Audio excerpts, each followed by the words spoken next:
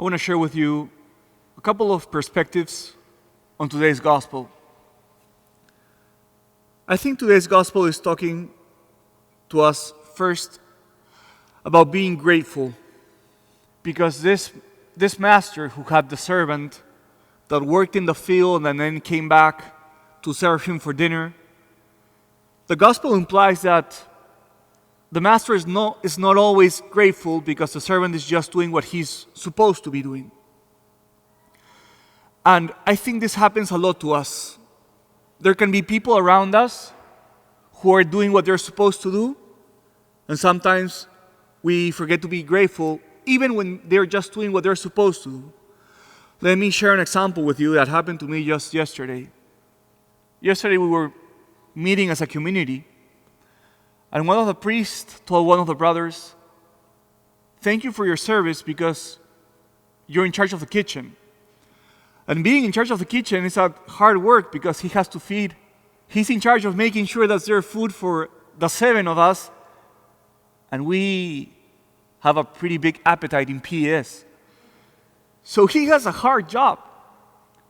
And this brother who is in charge of making sure that there's food for us, I didn't even notice it. He's doing his chore. And I forgot, this really takes a lot of effort. So I think the first place where the gospel is leading us is to question ourselves. Are we grateful with the people who are around us doing their chores? Because sometimes when people are doing what they're supposed to do, we get accustomed to see them doing their chores, and we forget to be grateful with them. And I think that gratefulness is beautiful because it's one of the fruits of the Holy Spirit. So I want to leave you with one initial question.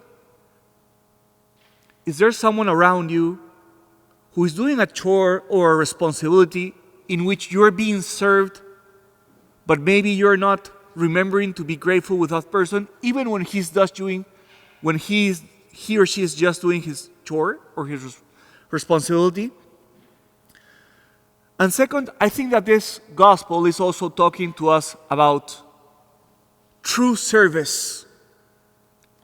Think about the examples that Jesus gives. He's talking to the apostles and he's giving them a beautiful lesson on how to do good service. So Jesus is saying, there's a servant who goes out into the field to plow.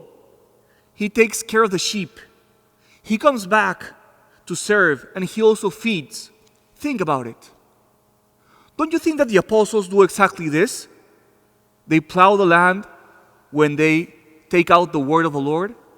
Don't they take care of the sheep? Aren't they pastors?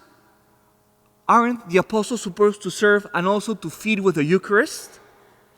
So Jesus is saying, what is a true service?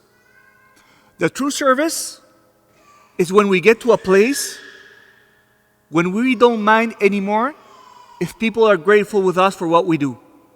And Jesus is telling the apostles, your true service is going to be truly authentic the day that you stop minding if people are grateful with you or not. Why? Because service is about the other person and not about yourself. Think about it. True service is not about you being recognized. True service is about you being able to give the best of yourself for the other person.